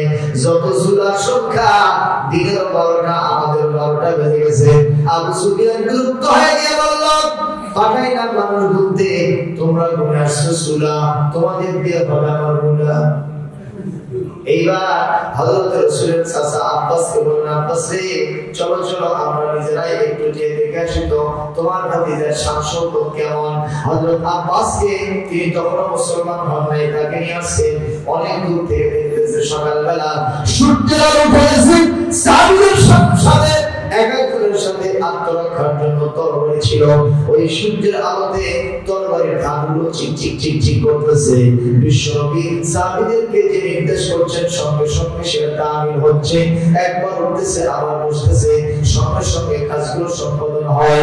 এই দৃশ্য দেখে আবু সুফিয়ান বলতেছে, আব্বাস আগে জানতাম তোমার ভাতিজা শুধুমাত্র নবী আর রাসূল হয়েছে, কিন্তু আজকে এই দৃশ্য দেখতেছি আমার চোখে মনে হয় মুহাম্মদ সবচেয়ে বড় বাদশা হয়ে গেছে। আব্বাস বলতেছে, আবু সুফিয়ান তোমার চোখ তোমারে ধোঁকা দিতেছে। চোখ বুঝে বেজে দেখো, এটা বাদশাহের কারবার নয়, রাজা মহারাজার কারবার নয়, বাদশাহের কারবার যদি হতো আমার ভাতিজাকে কত কষ্ট করে মক্কা থেকে মদিনায় তাড়ায় দিয়েছো। আজকে পাওয়ারফুল দেশে যখন মদিনা মক্কায় ঢুকতে যাচ্ছে, এই মুহূর্তে মহারাজা হলে আস্ত কল্লাটা নিয়ে এই পাশে এখানে দাঁড়া থাকতে পারতে না, গর্দান পুড়ে যেত। সুতরাং এটা আমার কাছে মনে হয় না বাদশাহের কারবার, আমার কাছে মনে হয় এটা নবুয়তের কারবার। নবীজি মক্কায় ঢুকলেন, অনেক বড় ঘটনা শেষ করতে পারবো না। এইবার নবীজির মনের চিন্তা, আমি এখন কাবায় ঢুকবো কোথায়? আবার গেলেন, যে দেখলেন কাবার দরজায় চাবি এখনো আছে না নাই? তালা আছে না নাই? তালা আছে, কিন্তু চাবি নবীর হাতে এখনো আসে নাই। এখন চাবিটা পাওয়া যাবে কোথায়? অ্যাসেসমেন্ট করে দেখা হলো যে তালহার হাতে প্রথম ছিল, সেই ওসমান ইবনে তালহার হাতে এখনো চাবি আছে। ওসমান ইবনে তালহার খবর নিতে যাওয়া হলো, বাড়িতে নাই, পানশালায় নাই, আড্ডাশালায় নাই, সব জায়গায় খোঁজ খবর নেওয়া হয়, কিন্তু ওসমান নাই। ওসমান কোথায় গেছে? হযরত আলী সহ অনেকেই যারা গেছিলেন তারা মন বাজার করে রাসূলের সামনে আসলেন। রাসূল বললেন, কেন মনটা বাজার করছো? বলি, ইয়া রাসূলুল্লাহ, সাবিয়ান থেকে গেলাম, সাবু পাইলাম না, লোকটার খোঁজ পাইলাম না। হুজুর বললেন, পাওয়াই বলে না। আচ্ছা দেখো, আল্লাহর নবী আস্তে করে চক্ষু বন্ধ করলেন, সঙ্গে সঙ্গে বললেন, ওয়াজাদতু ওসমান ইবনে তালহা, আমি ওসমান বিন তালহাকে পেয়ে গেছি। তাহলে কি বোঝা যায় না আমার নবীর আরেকটা চোখ আছে? সেই চোখ হলো ইলমে মারিফাত, ইলমে লাদুন্নি, অন্তরের চোখ। সুবহানাল্লাহ। আমরাও যদি আমাদের অন্তরটাকে সাফ করতে পারি, হযরত ওমরের ফলক কল তিনি বলেছেন, আন্নাল মুমিনা ইযা আখলাসা কলবাহু ইয়ারা বিনুরিল্লাহ। একজন ইমানদার যদি তার অন্তরটাকে তাকওয়া দিয়ে ভরাতে পারে, ইখলাস দিয়ে ভরাতে পারে, সে অন্তরের চোখ দিয়া পৃথিবীর অনেক গোপন জিনিসগুলো দেখতে পাওয়া হয়। এই জন্যই বলা হয় কারামাতুল আউলিয়ায়ে হাক্কুন, ওলিদের কারামত সত্য। মারহাবা জোরে দিবেন না?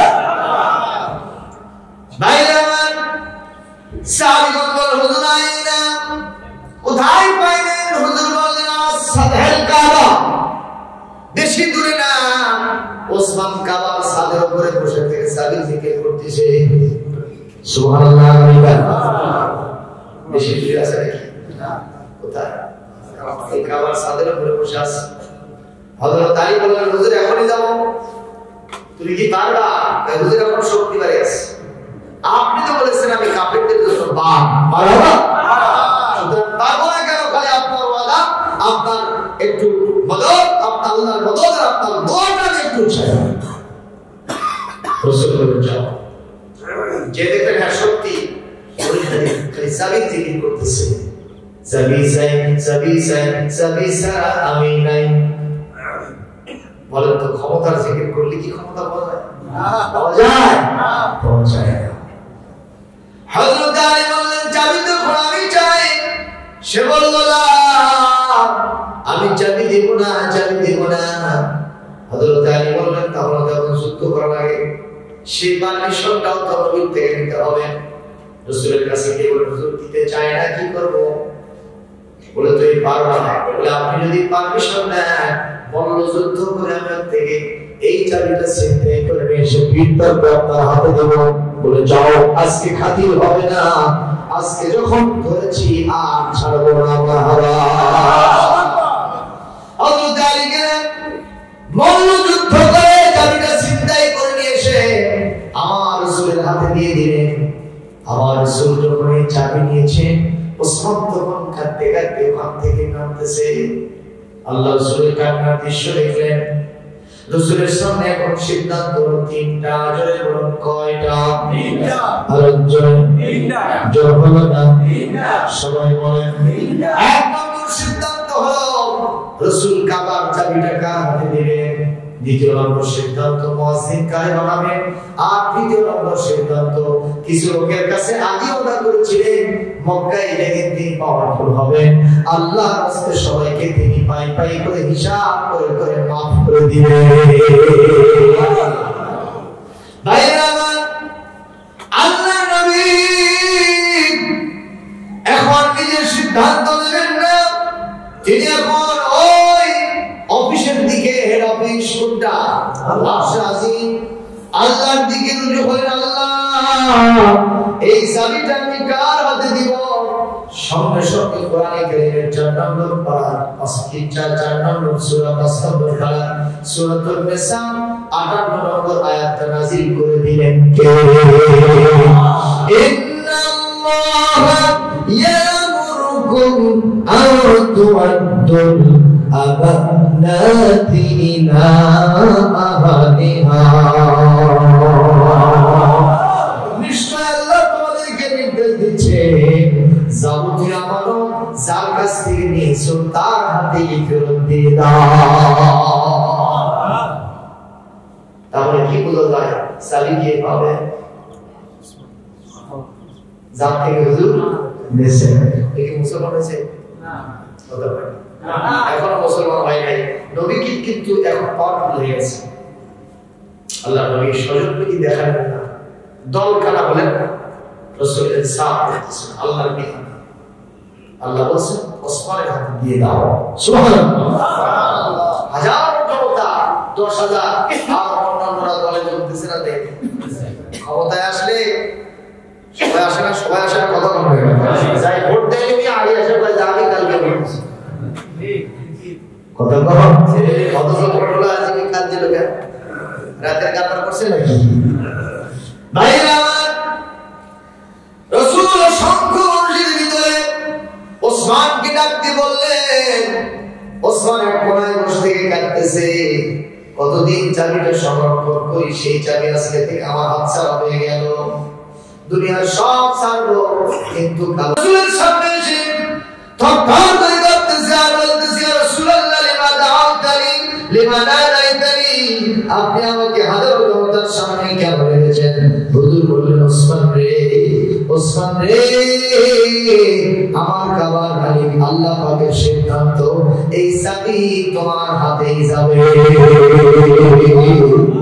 ওসমান বলল, ইয়া রাসূলুল্লাহ, ইয়া হাবিবাল্লাহ, আমি আমার জীবনের সাথে যত প্রতারণা করেছি, অপরাধ করেছি, এখন আপনার উপর ঈমান আনি নাই, আপনাকে আমি এখনো মেনে নেই নাই, মুসলমান হই নাই। আপনার কত জান দেওয়া সাহাবী আছে, কত প্রাণ দেওয়া সাহাবী আছে, তাদের আত্মীয় স্বজন আছে, জেল কাটা সাহাবী আছে, কত মানুষ নির্যাতন সহ্য করেছে, তারা আপনাকে বাঁচাতে গিয়ে জানটা দেওয়ার সিদ্ধান্ত নিয়েছিল, আপনি তাদেরকে দিলেন না, আপনি যখন আমাকে দিয়েছেন, আমি বুঝতে পেরেছি ইসলামের চাইতে ভালো ধর্ম পৃথিবীতে আর নাই, ইনসাফ ও আদালতপূর্ণ ধর্ম আর নাই, সুতরাং ইসলাম গ্রহণ করা ছাড়া এই চাবি আমি নেব না। সর্বপ্রথম ইসলাম গ্রহণ করলো, তারপরে কাবার চাবি তার হাতে গেল। ইতিহাস সাক্ষী, তাফসীরুল কোরআন বলে দেখে এখন পর্যন্ত ওই ওসমান ইবনে তালহার পরিবারের লোকদের কাছে, খানদানের খানদান, তাদের হাতেই কাবার চাবি এখনো আছে। সৌদি গভর্নমেন্ট কাবার চাবি কন্ট্রোল করে না। আল্লাহু আকবার বলে দাও। আমি সিদ্ধান্ত দাও, এই সিদ্ধান্ত আমার আল্লাহ, এই সিদ্ধান্ত আমার রাসূলের। আল্লাহু আকবার জোরে বলো। সেই নবীজির আদর্শে গড়া আমরা মুসলমান, সেই নবীজির আদর্শে পরিচালিত প্রতিষ্ঠান, মাদ্রাসা, মসজিদ, কত মসজিদ রয়েছে। আল্লাহুম্মা আমিন। আলহামদুলিল্লাহি রাব্বিল আলামিন ওয়াল আকিবাতু লিল মুত্তাকিন ওয়াসসালাতু ওয়াসসালামু আলা রাসূলিল কারীম ওয়া আলা আলিহি ওয়া আসহাবিহি আজমাইন। ربنا ظلمنا أنفسنا وإن لم تغفر لنا وترحمنا لنكونن من الخاسرين. رب العالمين জুমাবারের রাত হাদিস শরীফে এসেছে, মান বাতা ইয়াউমুল জুমাতি আও লাইলাতুল জুমাতি ইল্লা ওয়াকাহুল্লাহু ফিতনাতাল কবর আই আযাবাল কবর।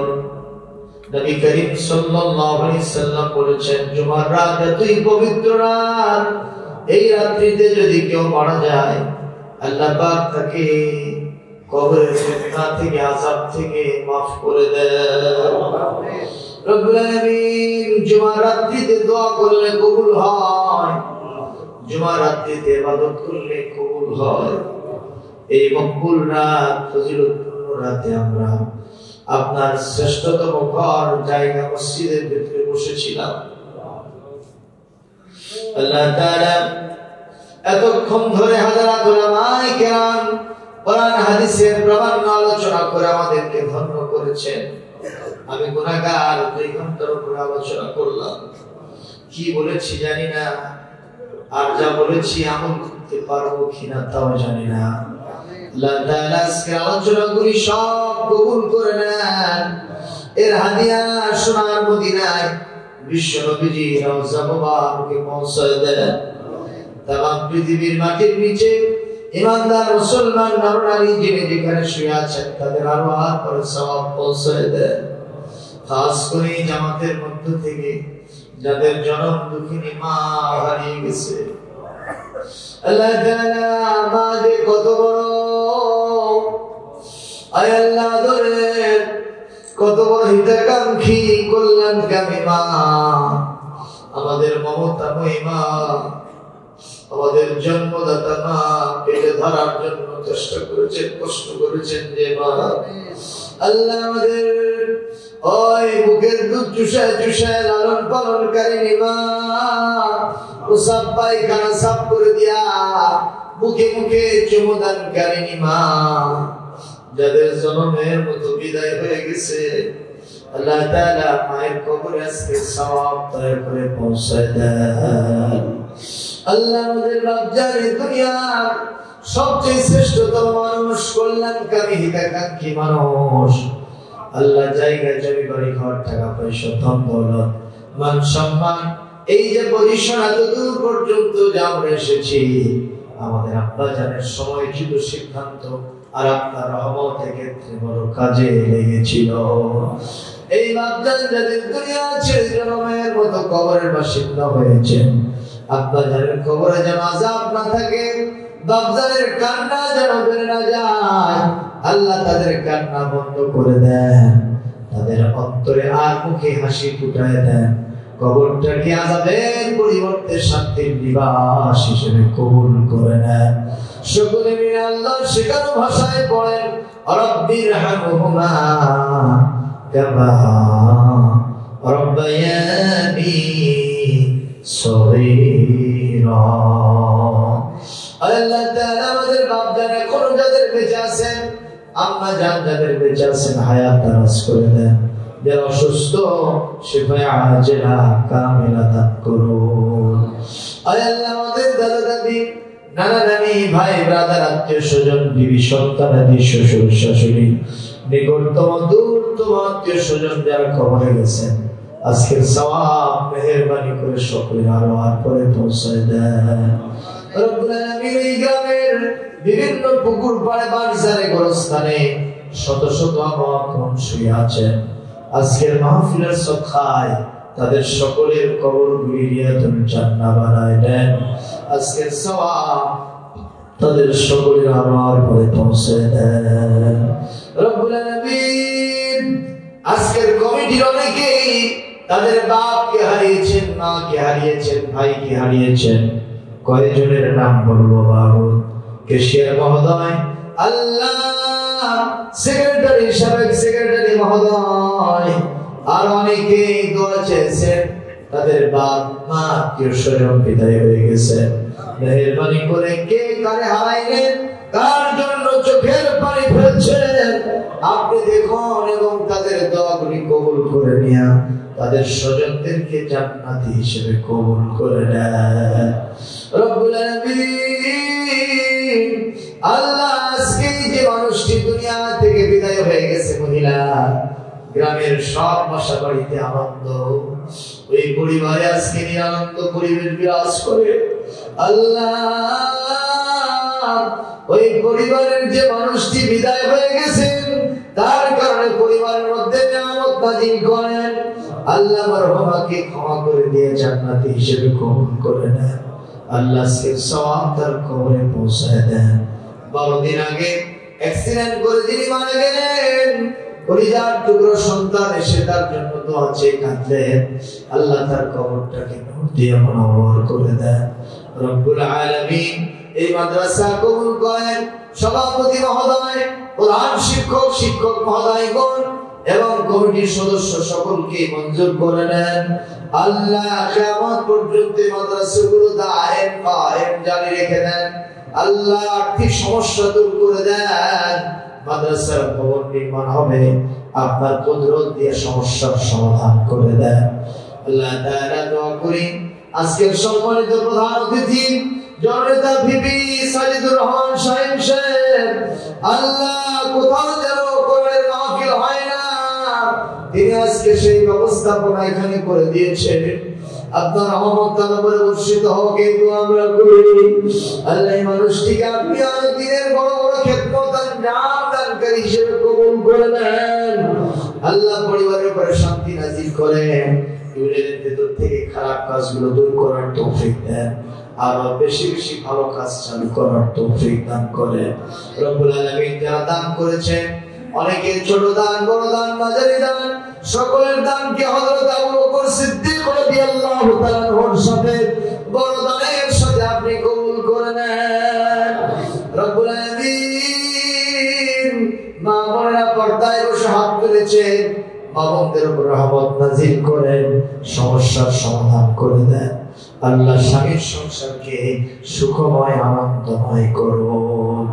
আমরা যারা অসুস্থ আমাদেরকে শিফায়ে আজেলা দান করেন, যাদের রিজকের কষ্ট আছে দূর করে দেন। আল্লাহ যারা মানসিক অসুস্থতায় ভুগছেন, পরিবার টুকরো সন্তানদেরকে নিয়ে, বিশেষ করে যারা কন্যাদায়গ্রস্ত পিতামাতা আছেন, তাদের কন্যাদেরকে সৎ পাত্রে দান করার তৌফিক দান করে দেন। রব্বুল আলামিন এই আশা নিয়ে হাত নামাবো যে আমাদের দোয়াগুলি আপনি শুনেছেন এবং কবুলিয়াতের মর্যাদা দান করেছে। একটা দোয়া করি মাবুদ, আল্লাহ করোনা ভাইরাস কোভিড-19 ওমিক্রন গত বছরের মতো আবার মহামারী আকারে যদি এসে যায়, আমরা আমাদের কর্মযজ্ঞগুলি বন্ধ করে দিব।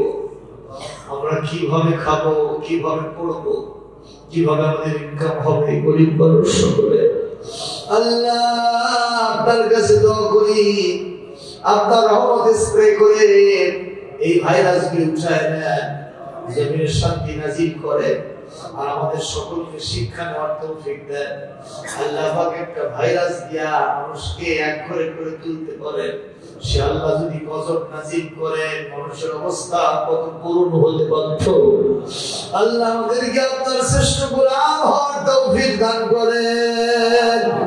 আল্লাহ শাহজাহানপুরের প্রশাসন এই মাহফিলের মৌন সম্মতি দিয়েছেন, মন থেকে কলিজা থেকে বিবি শাহিন সহ আমাদের উপজেলা চেয়ারম্যান সহ সকলের জন্য আমরা দোয়া করলাম। পুলিশ বাহিনীর উপর রহমত নাজিল করেন। আল্লাহ তাআলা আজকের সভাপতি কোরবানির সহ যারা এই মাহফিলের জন্য বেশি বেশি ভূমিকা নিয়েছেন তাদের সকলকে আপনার পাক দরবারে কবুল করে নেন। আল্লাহ চোখকাল হোক, দুনিয়া ছেড়ে জনমের মতো বিদায় হয়ে যাব। কোন দিন কোনক্ষণ কত মানুষ এই মঞ্চে সমাজ করতো, তারা আজকে নাই। একদিন হবে আমরাও থাকবো না, পরবর্তী জেনারেশনের সমাজ নসিবত করবে। সেই দিনটা কবে, সেই ক্ষণটা কবে জানি না। যখনই মারা যাব, ঈমান নিয়ে কবরে যাওয়ার তৌফিক দিবেন, আমল নিয়ে কবরে যাওয়ার তৌফিক দিবেন। শুভ দিনে শুভক্ষণে ঈমানি কালেমা পড়তে পড়তে জান্নাত দেখতে দেখতে পরওয়াজ করে যেন যেতে পারি তৌফিক দিয়ে দেন। আমিন। আল্লাহ সকলকে আপনার হাওলা করে দিলাম। কার মনের কি ব্যথা বেদনা আপনার কাছে বললেন সবাই আপনি কবুল করে নেন। রব্বানা তাকাব্বাল মিন্না ইন্নাকা আনতাস সামিউল আলিম ওয়া তুব আলাইনা ইন্নাকা আনতাত তাওয়াবুর রহিম। সুবহানা রাব্বিকা রাব্বিল ইজ্জাতি আম্মা ইয়াসিফুন ওয়া সালামুন আলাল মুরসালিন ওয়ালহামদুলিল্লাহি রাব্বিল আলামিন। ওয়াজআল آخر كلمتنا عند الموت لا إله إلا الله محمد رسول